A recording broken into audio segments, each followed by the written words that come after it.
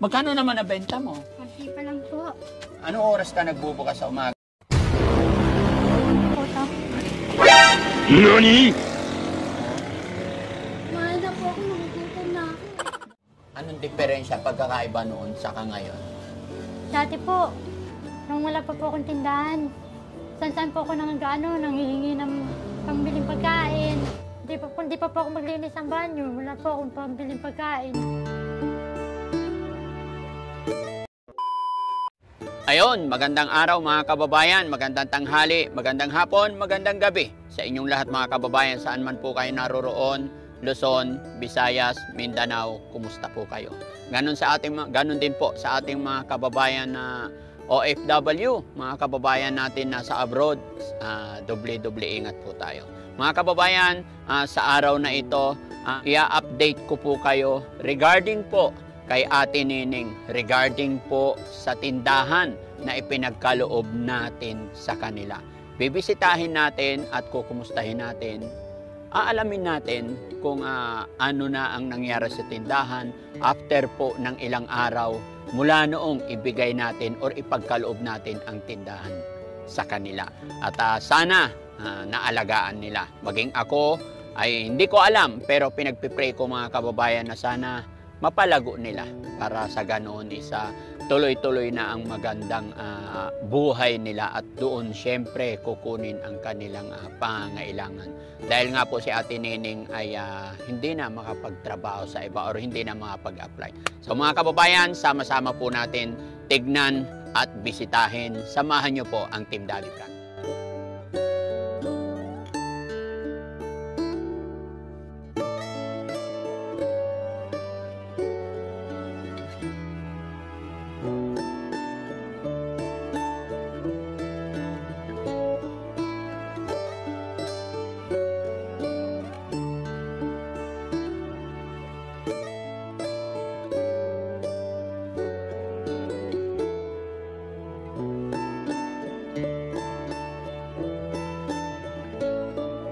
An hour later.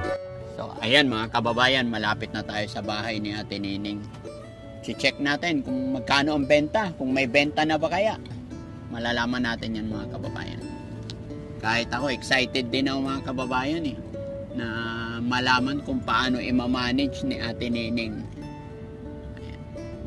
Alam kong hindi niya tayo bibiguin mga kababayan. Ayun. Ay, bakit sarado? Bukas. Ayun. Ay. Si Ate Nining nagbabantay talaga. Very good. Tara, pasukin natin. Kumusta Ate Nining? Pabili? Okay naman po. Pabili naman. Ano po, kuya? Kumusta benta? Okay naman po. Ay, pwede pumasok? Opo, sige po. Kumusta benta mo? Okay lang po, kuya. Konti pa lang po eh. Ha? Siyempre, ganyan talaga pag nagsisimula. Anong ginagawa nyo? Cabinet, ginagawa po ni Michael. Nasaan si Michael? Nandun po sa Carmona. Kasi po yung tito namin na ano po na inabot po ng truck. Anong inabot? Nalaman po ng truck. Naatrasan. Naatrasan si Michael? Hindi po, yung tito po namin. Tito nyo. Kala ko. Ina-interview niyo po doon sa ano? Ha? Doon po, ina-interview niyo Binidyo niyo po doon sa ano? Sa Sa Labay baba. Jamie po. Ayun po, ang na-discuss siya ngayon. Siya po yung na-discuss siya. Inabot po siya ng truck. Pwede pumasok? Oh, very good Sana yung iba. Ha? Andun po po, kuya? Saan yun nilagay? Ayun po, Saan? Bakit? Kasi po, ano po eh. Diyan lang daw po muna. Binalik nyo sa box? Opo, madami po eh. Marami. Ganun na po, naglalagilagin po eh. Okay.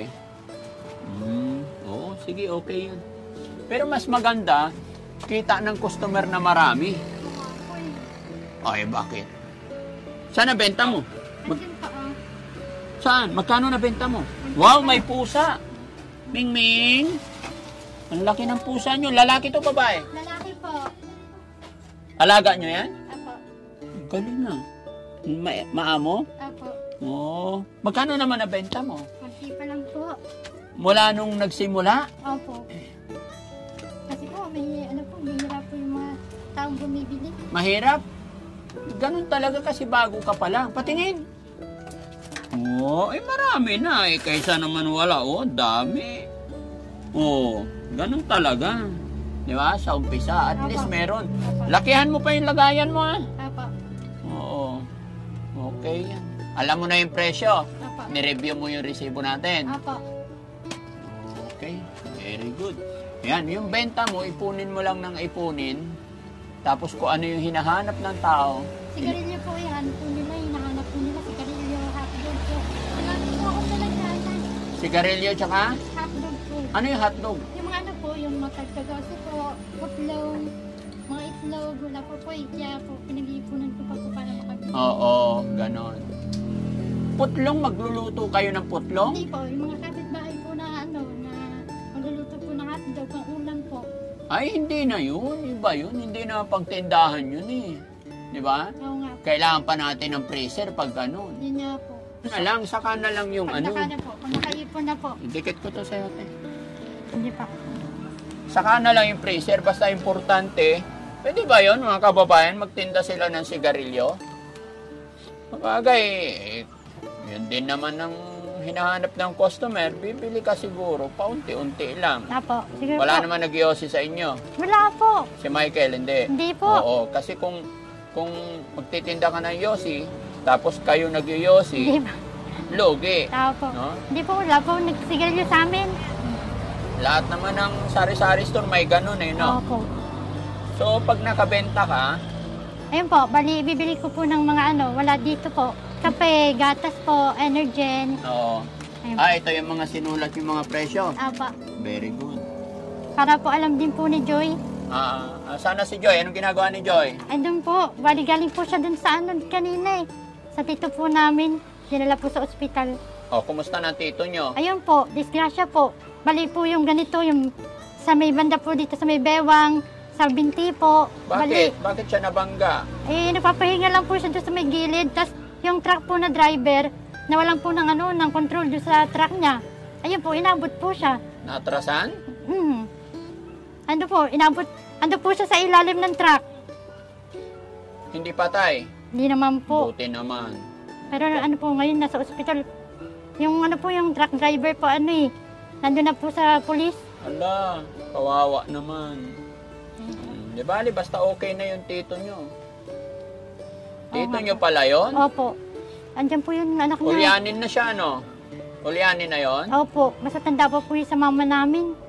Kapatid Pinakapanganay ng po. mama nyo yon. Pinakapanganay po nila yun. Yung yung anak niya po nandyan.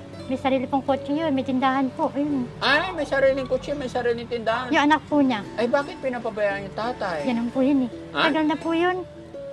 May kutsi, may tindahan pala eh. Bakit yung tatay pinapabayaan gumala-gala? Doon po nga po yung nakatira sa may likod. Okay, never mind na tayo doon. Ang pag-isapan natin is itong tindahan mo. Siyempre, gusto rin malaman ng mga tao, lalong-lalo ng Team Rise Above, kung kumusta na kaya si Ate Nini. Okay naman po. Okay naman. Ako po nagbabantay. Oo. Basta Nice. palakihin mo to, ha? Opo. Ingat ka kasi baka lumusot ang kamay nila rito. Hindi po. Po may kandado nga po eh. Tapos nilalagyan ko po ng alambre dito. Para hindi po ng kamay. Basta doble ingat lang. Ha? Ito lang po, wala po.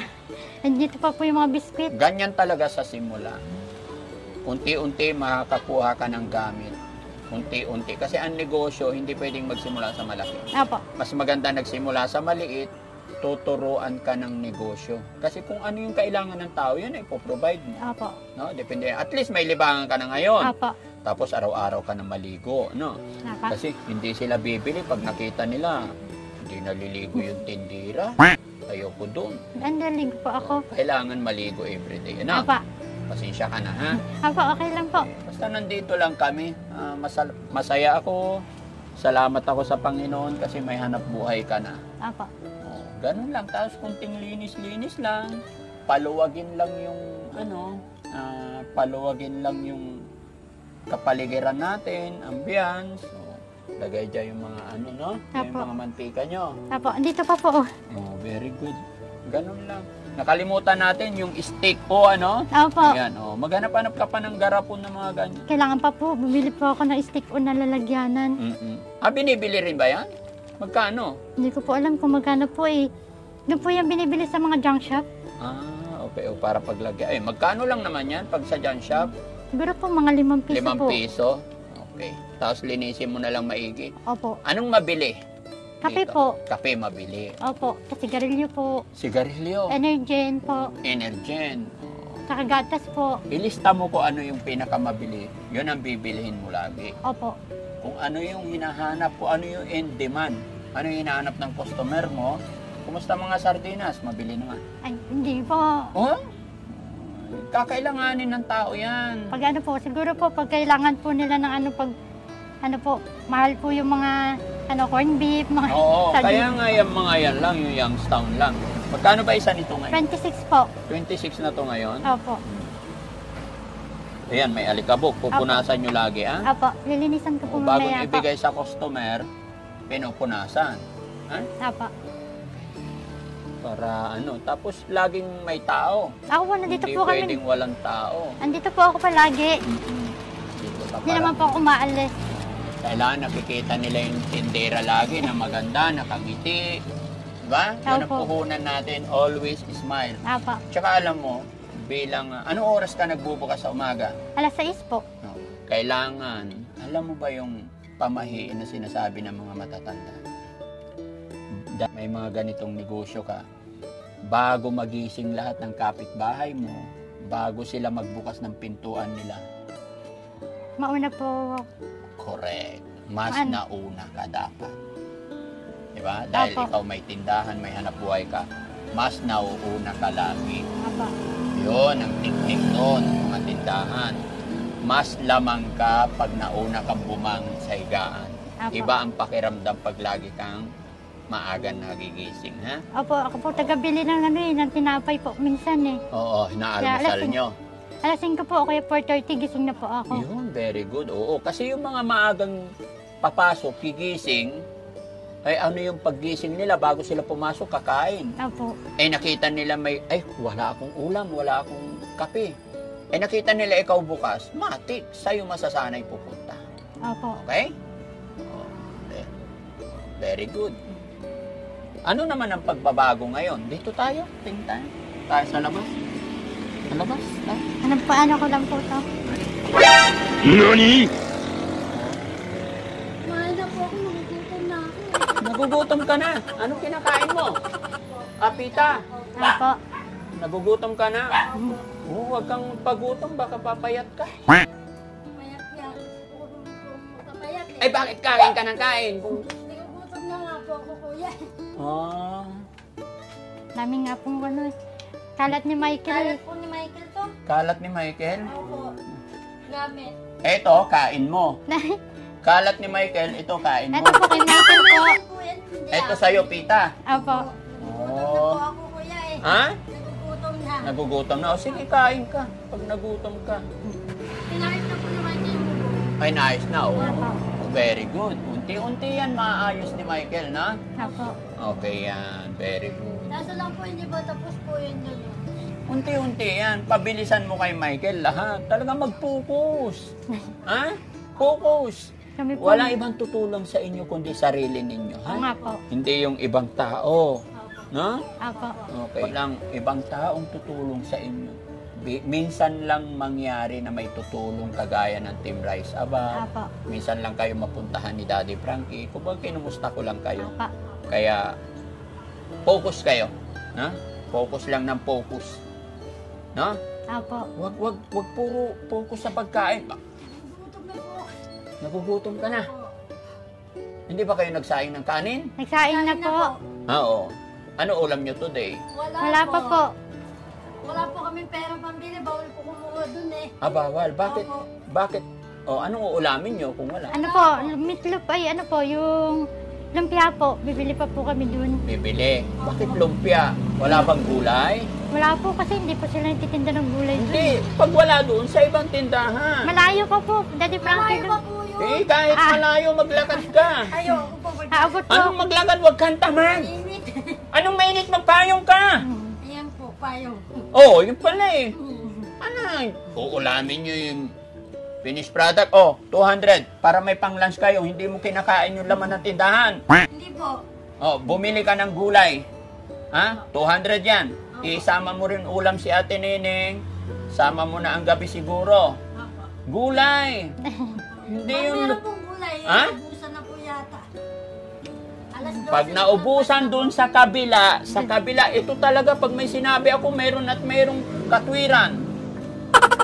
Ang lusog-lusog mo eh. Takot na takot kang magutuman. Si Michael din po ayaw kumain ng gulay. Kaya po niya kumain ng gulay. Anong kakainin nyo? Ano po? Bala na po yung gulay na Ano? lang Fried po. chicken? Ay, O kaya nilagang pata? mahal po Wala yun. naman pong trend ng ganun dito eh. Bakit? Okay, ganito na lang. 200. Opo. Pumunta ka sa palengke. Bili kang galunggong. Tapos talbos ng kamote. Luya. O, pakulo mo. Tapos pag nalinis maigi, lagay mo isda. Tapos kunting asin. Okay na. Di may sabaw na kayo. Pampatalino yung talbos ng kamote. Hindi yung puro ano. Hindi yung puro... Ano yung binibili nyo? Lumpia? Opo.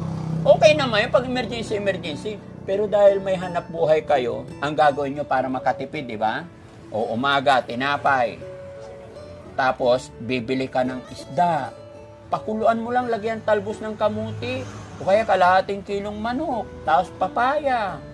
Sabawan nyo lang. Kay tita po. Ha? Papaya po. Oo, mayroon naman ng papaya dyan sa likod. Sabawan ninyo. Damihan mo na para 3 lang naman kayo. O, wag mong uubusin lahat kasi magtira ka na panggabi para makatipid. O kaya po, abot po yun hanggang bukas. Oo, basta pakuluan mo ng gusto, ha? Sige na, ubusin mo na yung pagkain mo. Oh, Sakad po. Wala po akong kunuha dyan, kuya. Binili po yan doon sa Binili ko tindahan po po. sa tindahan. saan tindahan? Doon po o, sa pinsan Eh, ko bakit na. doon ka pa bibili? Eh, yung tindahan mo, meron. Kuya, kuya. Dito ka bibili sa tindahan mo. Bawal pa daw kumuha. Eh, hindi ka nga kukuha, Hindi. bibili ka doon sa kalaban eh. Dapat dito ka na bibili. O, sige, isipin mo. Sige nga. Ba't doon ka pa bumili? Di dapat dito ka na bumili. Di ba? O, sige na, bili ka na. Punta ka na para may pangulam kayo.